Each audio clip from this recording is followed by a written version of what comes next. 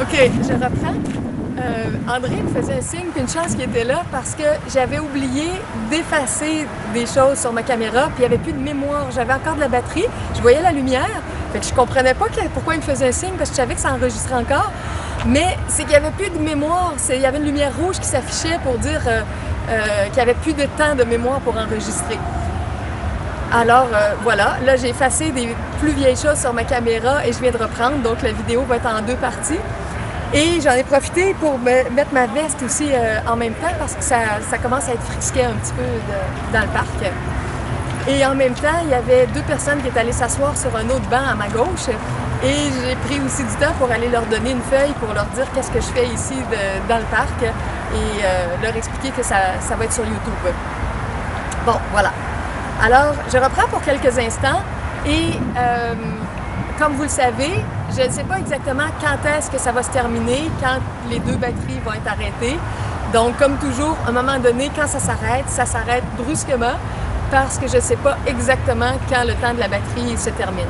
Mais là, je voyais qu'il restait 2 batteries, donc on devrait en avoir pour, je pense, un bon 20 minutes, 20-25 minutes, quelque chose comme ça, là. En tout cas, on a des surprises des fois avec ma caméra. Bon, alors, c'est ça. Si je me souviens bien, là, je ne suis pas certaine que ce que j'étais en train d'expliquer quand la caméra ne pouvait plus enregistrer parce qu'il n'y avait plus d'espace. En tout cas, il me semble que je parlais de l'éternité, que toutes nos transformations vont nous rester, que notre corps physique, lui, on peut le perdre, mais que ce qui s'intègre à l'intérieur de nous, ça nous reste profondément. Donc, on voit que les choses qu'on ne choisit pas de guérir, qu'on ne choisit pas de transformer, là où on a des blessures, là où on a des incompréhensions, les zones de souffrance qu'on a, ça vient frapper dans notre mental, dans notre cœur, dans nos malaises intérieurs. Mais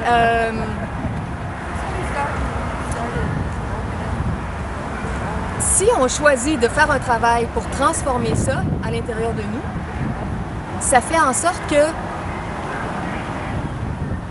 je suis un petit peu déconcentrée parce que ça parle partout autour de moi, mais je vais m'ajuster.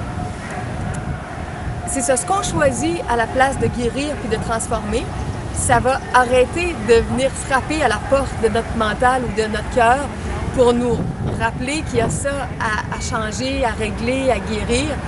Et on va être plus libre de ça et plus léger pour continuer la suite de notre vie pour l'éternité, peu importe où on va être, ici ou dans l'au-delà.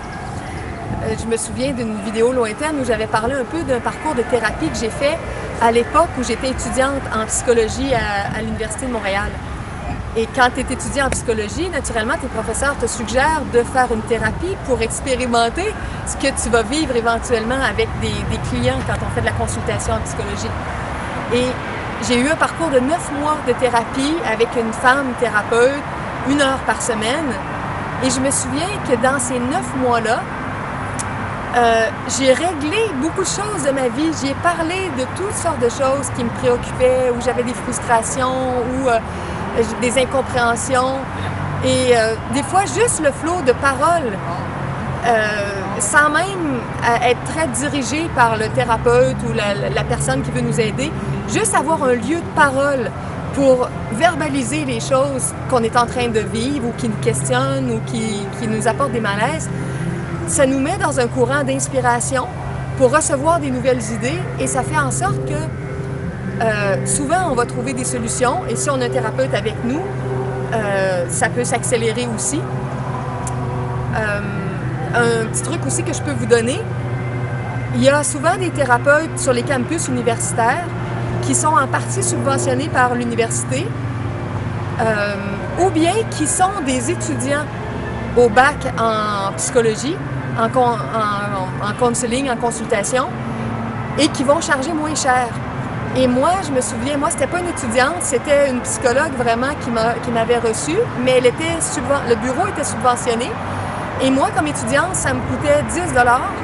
Et à l'époque, je crois que c'était des sessions de, je pense que c'était 50 $ que ça lui rapportait, là, pour monter. J'avais 22 ans, j'en ai 48, 32. 42, ça fait 26 ans. Ça, il me semble que sa session est aux alentours de 40-50 $. Donc, l'université payait la balance et moi, je payais 10 $. Donc, je ne sais pas les prix maintenant parce que c'est presque le double. Les spécialistes sont plus aux alentours de 100 quelques dollars de l'heure. Mais si vous souhaitez vivre une thérapie à prix économique, informez-vous dans les thérapies près de chez vous. Et pas les thérapies, mais les universités près de chez vous. Et voyez pour voir les tarifs qui sont offerts. Des fois, c'est juste pour le personnel ou les étudiants de l'université, mais des fois, c'est aussi pour la communauté autour, la ville qui est autour de l'université. Les centres d'aide aussi, des fois, ont des centres d'écoute, des lignes d'écoute au téléphone ou en personne, des petits cubicules, des petites zones pour faire de l'écoute active. Et eux sont subventionnés habituellement par le gouvernement. Vous allez trouver certaines lignes d'écoute dans la section aide gratuite de mon site Le Paradis sur Terre. Je vais mettre le lien en dessous de la vidéo, mais ça c'est Heaven on Earth, yes.wix.com/Le Paradis sur Terre. Et dans la section aide, c'est contact, sous-section. Dans toute la sous-section en dessous de contact, vous avez aide gratuite et vous avez plein de centres d'aide sur toutes sortes de sujets, de problématiques. Et il y a des endroits qui a des lignes d'écoute gratuites. Puis je me disais maintenant, avec les services de téléphone qu'on a, le téléphone maintenant, c'est souvent à très très peu de frais, même du Québec à la France, de l'Europe à l'Amérique, Amérique-Europe. Donc il y a peut-être des gens qui ne sont pas au Québec, qui écoutent la vidéo en ce moment, qui sont dans un autre pays. Et si vous avez des tarifs, là, des forfaits qui sont économiques pour appeler, vous pourriez possiblement bénéficier des lignes d'écoute, puis vous pourriez dire s'il y avait un problème que vous venez de Montréal. Mais bon, en tout cas, j'ai jamais eu un témoignage de quelqu'un qui l'a fait, mais c'est une idée que j'avais que nous, on a beaucoup de services d'aide gratuits comme ça à Montréal et au Québec. Bon, alors l'idée, c'était de dire que le processus que vous allez faire, quel qu'il soit, pour comprendre, régler, vous apaiser, ça va régler définitivement des choses pour l'éternité dans votre âme. On va enchaîner maintenant avec le paragraphe 4. De son côté, l'ego réclame toujours des droits réciproques parce qu'il est compétitif plutôt qu'aimant. Il est toujours désireux de faire un marché, mais il ne peut pas comprendre qu'être pareil à autrui signifie qu'aucun marché n'est possible. Pour faire un gain, tu dois donner et non marchander. Marchander, c'est limiter le donner, et telle n'est pas la volonté de Dieu. Vouloir avec Dieu, c'est créer comme lui. Dieu ne limite ses dons en aucune façon. Tu es ses dons, ainsi tes dons doivent être pareils aux siens. Les dons que tu fais au royaume doivent être pareils aux dons qu'il te fait.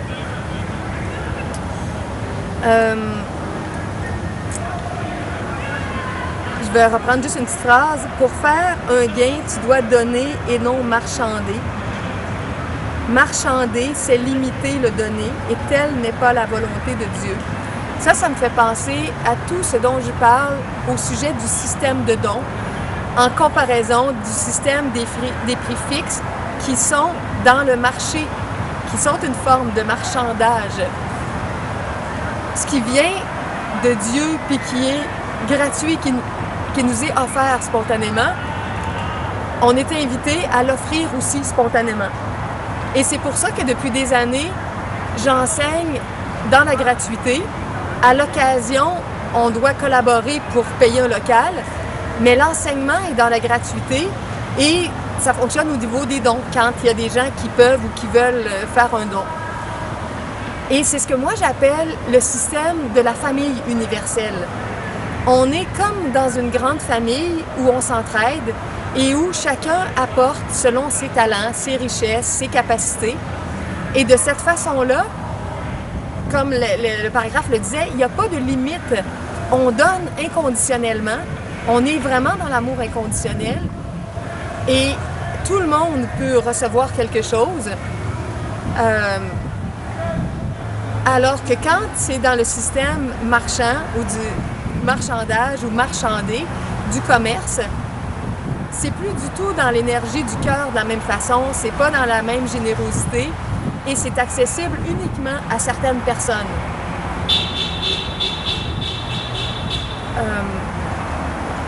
Moi, je crois aussi que si Yeshua ou Jésus du nom moderne, comme on l'appelle, a réussi un jour à matérialiser des choses, de nombreuses choses, que ce soit des vêtements, de la nourriture, des objets, c'était parce qu'il était dans un mental de don universel. Parce qu'il voulait apporter le meilleur de ce qu'il recevait de Dieu, de la source, au niveau du meilleur aussi. Et dans cette ouverture-là, à vouloir donner librement, à vouloir accueillir librement, ça ouvre doucement un canal à l'intérieur de nous pour recevoir toujours plus et donner toujours plus. Et ça part vraiment du cœur pour exprimer et du cœur qui s'ouvre pour recevoir. Et c'est très, très différent de tout le système commercial et du système compétitif où on fait des compétitions au lieu de reconnaître qu'on est frères et sœurs. Je dis souvent aux gens, même quand je les rencontre pour la première fois par courriel, en personne ou au téléphone, tu peux me tutoyer ou est-ce que je peux te tutoyer? Parce que j'essaie toujours de fonctionner dans l'égalité avec les gens, de ne pas faire de hiérarchie, personne qui est au-dessus, personne qui est en dessous, et que chacun, on a des caractéristiques, puis on est là pour partager tout ça pour que notre monde soit plus riche de tous nos partages. Et dans ce sens-là, moi, je préfère le tu au vous. Des fois, on a de la misère avec l'âge. Avec les gens qui sont plus âgés, on a plus tendance à les vous voyer s'ils sont plus âgés que nous. Là, je le vois, j'avance en âge, puis je vois qu'il y a certaines personnes plus jeunes, certains jeunes hommes, certaines jeunes femmes, des fois qui vont me vous voyer plus. Quand j'étais plus jeune, ça se produisait moins. Mais c'est ça, quand on est au niveau de l'âme, au niveau de l'esprit, donc au niveau de ce qui est éternel à l'intérieur de nous, les années n'existent pas vraiment. Quand on va être dans les sphères de lumière, puis qu'on va avoir à un moment donné 250 ans d'expérience dans les sphères de lumière, ou 1000 ans d'expérience, ou 2000 ans d'expérience, on ne dira pas vous ou tu à quelqu'un à cause que la personne va avoir 250, 500, 1000 ou 2000 ans. On va reconnaître qu'on est des esprits, des êtres spirituels, en cheminement, en exploration, en train de faire des choses dans des dimensions plus subtiles. Et ça va être naturel de se tutoyer. Donc, ça, c'est dans tout le système de la grande famille universelle. On va enchaîner avec la section 5. Je n'ai donné que l'amour au royaume parce que j'ai cru que c'était ce que j'étais. Ce que tu crois être détermine tes dons. Et si Dieu t'a créé en s'étendant lui-même en tant que toi, tu ne peux t'étendre toi-même que comme il l'a fait. Seule la joie augmente à jamais, puisque la joie et l'éternité sont inséparables. Dieu s'étend vers l'extérieur, au-delà de toute limite et au-delà du temps. Et toi qui es co-créateur avec lui, tu étends son royaume à jamais et au-delà de toute limite. L'éternité est le sceau indélébile de la création. Les éternels sont dans la paix et la joie pour toujours. Je vais revenir sur la deuxième phrase. Ce que tu crois être détermine tes dons. Puis la première, où il disait « Je n'ai donné que l'amour au royaume parce que j'ai cru que c'était ce que j'étais. » Bon, plus on est conscient qu'on est un être divin et plus on ressent l'amour divin à l'intérieur de nous, plus c'est ce qu'on va offrir au monde naturellement. Si un être s'identifie davantage à son ego, au manque, à la petitesse, aux limites qui viennent du corps physique, et que cet être-là rentre plus dans des énergies, par exemple, de violence, de vengeance, de ressentiment, d'accusation, il va croire que c'est sa nature d'être un être comme ça, de vengeance, de violence, que c'est ce qu'il est et c'est ce qu'il va propager. Mais si on est conscient qu'on est amour pur, c'est ce qu'on va souhaiter partager de plus en plus. C'est pour ça que ça dit « ce que tu crois être détermine tes dons ». Tu vas comme incarner la présence divine de plus en plus selon à quel point tu deviens conscient que tu es divin.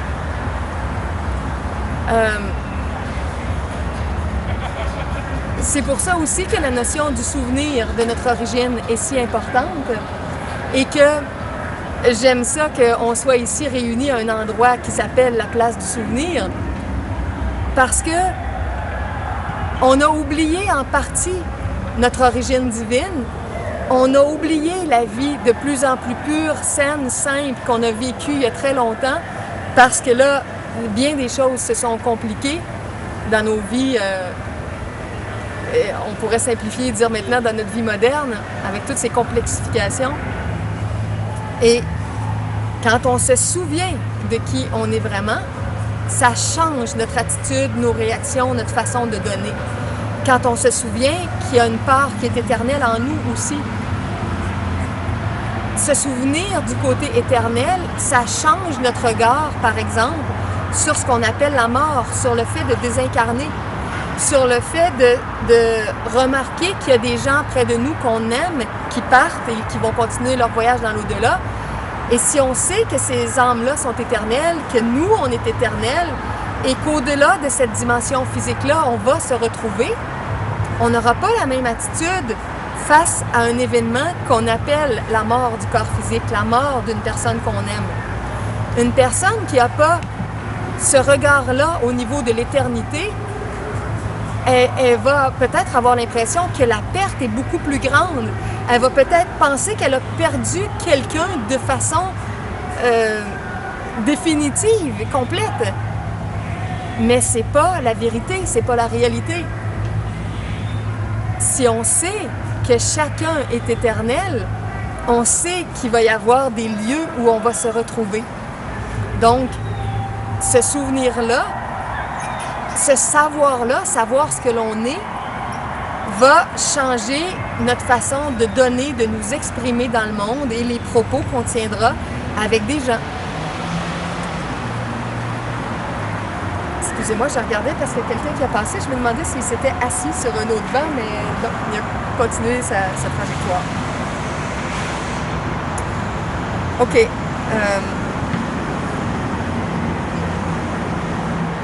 La dernière phrase du paragraphe dit « Les éternels sont dans la paix et la joie pour toujours. » Quelqu'un qui sait profondément qui est éternel ne pourra plus avoir les mêmes préoccupations et frustrations qui viennent de nos perceptions du temps qui nous stresse.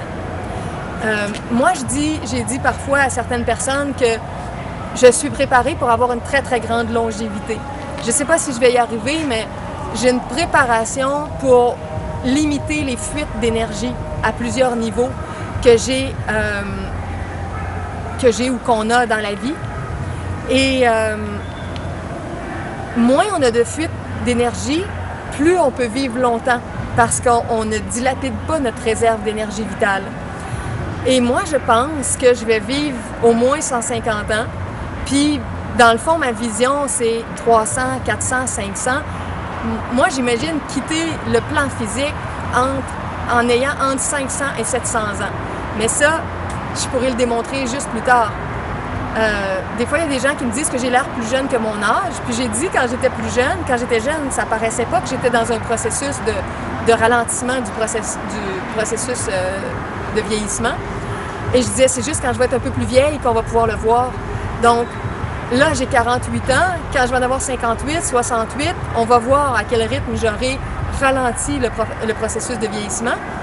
Et comme moi j'ai une vision où j'imagine que je vais créer, œuvrer, enseigner pendant longtemps sur le plan physique pour aider le plus d'êtres possible à rentrer dans la joie, dans l'amour, dans la paix, dans le pardon, dans toutes ces énergies-là et dans le processus d'ascension, je n'ai pas la même perception du temps que la plupart des gens.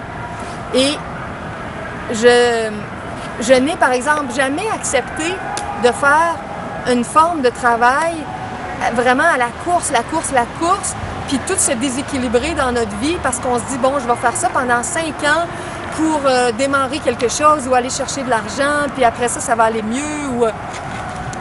Moi, j'ai toujours, je me projette sur au moins 500 ans d'existence et beaucoup plus que ça parce que je sens une partie de l'éternité de mon être. La notion d'éternité était très, très présente. Donc, comme je sens ça, comme je visualise ma vie comme ça, les décisions que je prends, les choix que je fais, la façon dont j'entrevois l'organisation des choses, c'est très différent. Et je crois que par moments, ça m'apporte plus facilement la paix que d'autres personnes qui sont plus stressées avec le temps et qui pensent qu'ils vont peut-être mourir à 60, 70 ans. Donc, c'est ça, ça me donne une sorte de paix. Ça sera pas long. J'ai un message. C'est bon. André me faisait un signe avec la batterie qui est maintenant dans le rouge, ce qui veut dire qu'il reste juste une batterie et qu'elle n'est plus au vert, elle est passée au rouge. Donc, il n'y a plus beaucoup de minutes avant que la vidéo puisse s'arrêter. Je ne sais pas s'il reste 2 minutes, 5 minutes. On va voir, je vais juste regarder l'heure un petit peu. OK. Ici, il est rendu 8h34. On a commencé un petit peu plus tard aujourd'hui parce que ça faisait plusieurs semaines qu'on ne s'était pas vu, moi et André. Donc, on a discuté des choses de nos vies, des projets. Et une fois qu'on a discuté ensemble comme ça, après ça, j'ai commencé la vidéo. Alors, c'est ça. Je disais que j'ai comme une perception du monde qui est très différente des gens qui se projettent ou qui perçoivent leur vie juste dans une organisation de quelques dizaines d'années. Et ma perception me donne beaucoup plus de temps pour faire des choses. Et c'est pour ça aussi que pour moi, c'est pas vraiment dramatique si ça prend plus de temps pour arriver à certaines étapes de projet, certaines choses dont j'ai parlé depuis plusieurs années. Parce que je sais qu'il y a des bases qui sont en place, qu'il y a des semences, qu'il y a des enseignements qui sont là et que quand tout va être prêt, il va y avoir d'autres étapes pour les projets. Mais je ne fais pas ça à la course, je ne le fais pas dans le stress, je n'accepte pas de me déséquilibrer pour faire ces choses-là. Je dois m'équilibrer avec mon rôle de mère. Je dis toujours aussi que je ne veux pas faire les choses comme certains professionnels, hommes ou femmes, qui à un moment donné mettent tellement d'énergie dans leur travail qu'ils vont complètement négliger leurs enfants. Au Québec, on a eu un très bel exemple de ça récemment avec Pierre-Carl Péladeau, qui a succédé à la tête d'une grande compagnie québécoise au Québec après que son père l'ait lancé. Quand il est désincarné, c'est Pierre-Carl qui a pris la tête de ça. Et là, il était rentré en politique, il avait laissé de ses fonctions d'homme d'affaires, il était entré au niveau du Parti québécois. Et il a surpris tout le monde récemment en faisant au Québec, pour les gens qui suivent les nouvelles au Québec, parce qu'il a démissionné de ses fonctions du chef de parti. Il avait été élu récemment, non pas à la tête du Québec, mais à la tête du Parti québécois. Et la raison qu'il a invoquée, qu'il a donnée, c'est que il ne pouvait pas assez s'occuper de ses enfants. Il y avait une deuxième famille, c'est le mari de Julie Snyder. Et ils ont vécu des choses difficiles avec tout leur rôle. Ils sont dans les médias tous les deux et ils avaient vécu récemment une séparation. Et là, il disait qu'il voulait s'occuper de ses enfants. Et j'avais entendu une entrevue à la radio qui disait, entre autres, qu'à un moment donné, ils étaient assis à la table de négociation, mais pas en politique, en conciliation familiale, pour établir une garde partagée depuis la séparation entre Pierre-Carl et Julie. Et Il avait un horaire tellement chargé en tant que chef d'un parti politique, il ne pouvait pas donner des blocs de temps fixes pour établir la garde. Et finalement, Julie se serait retrouvée avec la garde complète des enfants. Et ça aurait été très compliqué pour lui d'établir les moments où il aurait vraiment vu ses enfants. Puis là, il a réalisé que ce n'était pas ce qu'il voulait parce qu'il avait grandi avec un père homme d'affaires qui avait été absent. Il a très peu vu son père quand il était un petit garçon. Et il s'était fait la promesse à lui-même qu'il ne ferait pas ça à ses enfants. Et j'ai trouvé ça extraordinaire de voir que là, il s'était pris un peu dans le tourbillon de ses responsabilités. Et il a réalisé que là, il était de plus en plus coupé de son amoureuse et de ses enfants. Et finalement, il a reviré la situation complètement de côté. Il a démissionné ses fonctions et il a décidé de s'organiser pour être plus présent au niveau de ses enfants. Je crois que c'est un homme qui a quand même découvert son intérêt pour l'implication politique et qui va peut-être revenir dans 7 à 10 ans quand ses enfants vont être adultes, autonomes et tout ça. Moi, les premières fois que j'ai vu Pierre Karl à la télévision et dans les journaux, il y a une vingtaine d'années, son énergie, son charisme, quelque chose dans son âme m'avait frappée. Et moi, je m'étais dit, cet homme-là va être premier ministre du Québec un jour.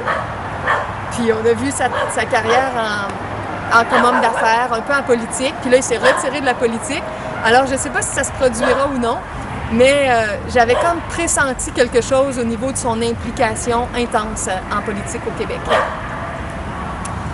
Alors, tout ça pour dire notre vision de ce que sont nos priorités avec notre famille, nos amis, notre travail, nos projets, la façon dont on veut vivre ça à un rythme dans lequel on est bien, dans lequel on a du ressourcement, on a du temps, on peut s'occuper de nous, on peut s'occuper des autres, C'est un équilibre qui est souvent fragile, qui n'est pas facile à conserver. Des fois, on le perd, on le retrouve, on va mieux, on le repère. Mais cette vision-là d'un équilibre de vie, elle dépend en partie de comment on se perçoit dans notre ligne de temps, de comment on se sent pressé ou non par le temps, ou de comment on se perçoit éternel ou on se sait éternel. Et c'est pour ça que la petite phrase disait à la fin du paragraphe, « Les éternels sont dans la paix et la joie pour toujours, ceux qui vraiment se savent et sont éternels. » OK, je vais enchaîner. Je ne sais pas si je vais avoir le temps parce que ça va couper très bientôt avec l'autre paragraphe. Penser comme Dieu, c'est partager sa certitude quant à ce que tu es, et créer comme lui, c'est partager l'amour parfait qu'il partage avec toi. C'est vers cela que le Saint-Esprit te conduit, afin que ta joie soit complète, parce que le royaume de Dieu est entier. J'ai dit que Dieu lui-même ferait le dernier pas dans le nouveau réveil de la connaissance. C'est vrai, mais c'est difficile à expliquer avec des mots, parce que les mots sont des symboles, et rien de ce qui est vrai n'a besoin d'être expliqué. Toutefois, le Saint-Esprit a pour tâche de traduire l'inutile en utile, l'insignifiant en signifiant et le temporaire en intemporel. Il peut donc te dire quelque chose au sujet de ce dernier pas.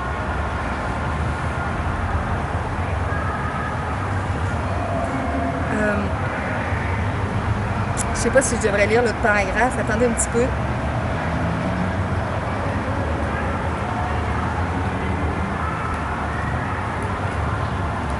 Non, je vais laisser comme ça. Il y a encore trop de notions dans l'autre. Bon, la première phrase, « Penser comme Dieu, c'est partager sa certitude quant à ce que tu es. » Plus on est dans l'état divin en union avec Dieu, plus on va ressentir de façon certaine le potentiel qui nous habite. Et plus on se sent humain, plus on se pense un corps, plus on va avoir plein de doutes et de différents types de malaise face à nous-mêmes. Même au niveau de l'estime de soi, ça peut être difficile. Alors que quand on se sait être un enfant divin, un enfant, un être éternel, il y a quelque chose de très profond en nous qui nous donne une certitude et une sensation très différente. Et créer comme lui, c'est partager l'amour parfait qu'il partage avec toi. Donc, effectivement, de se savoir divin, de se sentir divin, va nous inviter à exprimer beaucoup plus dans la vibration de l'amour et à refuser toutes les autres formes d'expression. Parfois, je dis, plus on devient vigilant, plus on choisit de ne pas parler, de ne pas communiquer, de ne rien faire si on sent qu'on n'arrive pas à le faire, à le créer dans la vibration d'amour. Parce que si on sort de l'amour, on sait qu'on crée des problèmes pour nous, pour les autres, pour ce qui va se passer. Alors, ça devient une vigilance que si on ne se sent pas porté par la vague de l'amour, à plusieurs moments, on va préférer se taire, aller dormir, aller méditer, aller lire, aller se ressourcer, aller écouter de la musique, revenir dans un bien-être, revenir dans un état amoureux envers nous, envers les autres, avant de se mettre en relation.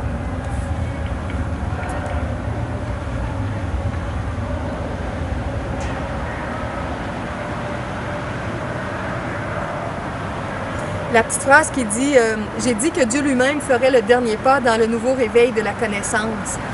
C'est qu'il y a une façon de comprendre ça quand on dit que Dieu fera le dernier pas dans notre réveil.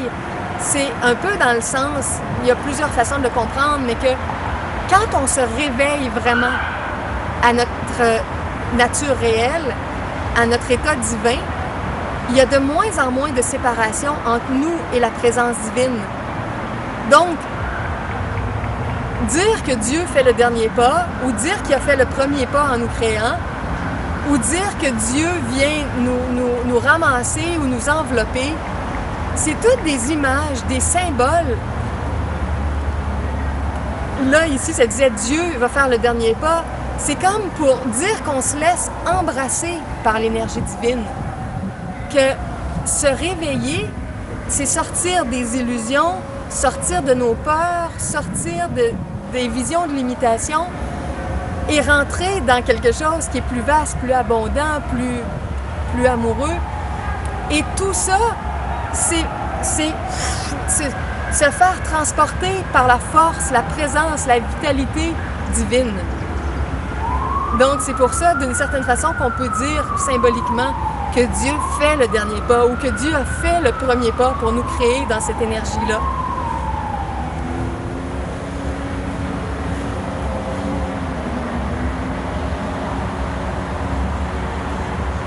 Et la dernière phrase, le Saint-Esprit a pour tâche de traduire l'inutile en utile, l'insignifiant en signifiant et le temporaire en intemporel. Parce qu'en profondeur, il n'y a rien qui est inutile, insignifiant, puis comme temporaire. Tout ce qu'on vit a un sens plus profond où on peut y découvrir quelque chose qui est utile, qui est signifiant et qui est intemporel. Mais ça, ce sens-là profond, à quoi que ce soit qu'on vit, ça prend comme une conscience pour le déceler. Bon, encore un bruit spécial. Et là, c'est un camion de pompiers qui passe de ce côté-là. Au moins, il n'y a pas la sirène très très forte, ça fait pas énormément de bruit. OK. Donc, la conscience, la présence qui va nous aider à voir qu'en chaque chose, il y a non pas de l'inutile, mais de l'utile, non pas de l'insignifiant, mais du signifiant, non pas du temporaire, mais de l'intemporel. Des fois, on dit que c'est le Saint-Esprit qui nous guide. Et des fois, je parle de l'esprit de santé. Une autre façon, en langage plus moderne, de parler de ce qu'on appelle le Saint-Esprit.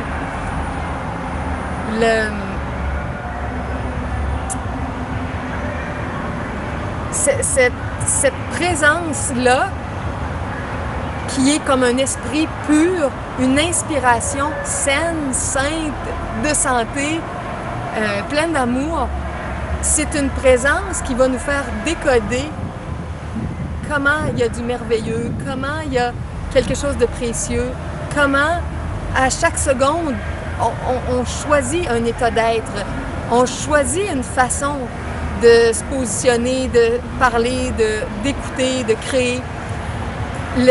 Donc, le Saint-Esprit ou la présence sainte ou divine va nous aider à découvrir tout ce qui peut être utile à chaque moment, tout ce qui peut être signifiant, tout ce qui peut nous apporter quelque chose de nouveau.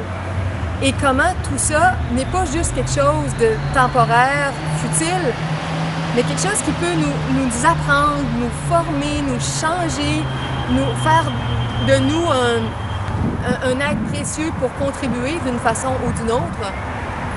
On ne sait pas des fois quel petit acte de nous avec un regard, un sourire, une parole, une poignée de main, un service, un acte, quoi que ce soit qu'on va faire, qu'est-ce que ça peut avoir comme impact auprès des gens. Moi, par exemple, des fois, j'ai à discuter avec une personne au téléphone du service d'Internet ou d'électricité ou de paiement de ma carte de crédit ou des gens là, qui sont dans les compagnies, puis il faut que je leur parle pour différentes choses, pour payer mes comptes. Et puis, parfois, je discute avec eux le plus gentiment possible. Des fois, je leur fais des compliments quand je les trouve gentils. Vous êtes très sympathiques et tout ça. Et des fois, je leur dis, si vous vous intéressez à la croissance personnelle, puis que vous me googlez, vous mettez sur Google mon nom, Julie Morin, vous allez avoir tous mes livres gratuits, toutes mes vidéos. Bon, ben, les personnes ne me rappellent pas, mais je pense que parfois, j'ai fait des semences comme ça, puis j'ai peut-être touché certaines personnes. Mais ça prend une vigilance, un état de présence, une volonté à faire un don. Ou comme tantôt, quand j'ai dit, j'ai pris quelques secondes pour aller donner une feuille d'information à quelqu'un. Combien de fois dans ma vie j'ai donné des feuilles d'information à des gens pour leur référer mes sites web, mes vidéos, mes livres gratuits.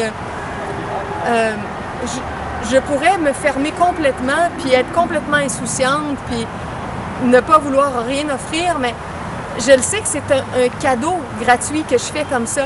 Donc, des fois, je sais qu'il y a juste Internet qui fait son chemin pour faire connaître tout ça, mais d'autres fois, je tends une perche, je tends une feuille, un feuillet, un pamphlet. Et ça, je fais ça, j'ai commencé à faire ça, je pense que j'avais 21 ans quand j'ai commencé à enseigner, 21, 22 ans. 32, 42, c'est ça, ça fait 26 ans, 26, 27 ans que je fais ça.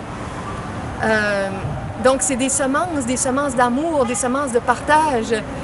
Qu'est-ce que vous avez, vous, de votre côté, pour partager, pour faire connaître des bonnes ressources, pour que ce soit de vous ou que ce soit des ressources que vous connaissez autour de vous? Ça dépend de notre générosité et du fait de reconnaître par la présence divine que chaque moment est précieux, chaque moment est utile.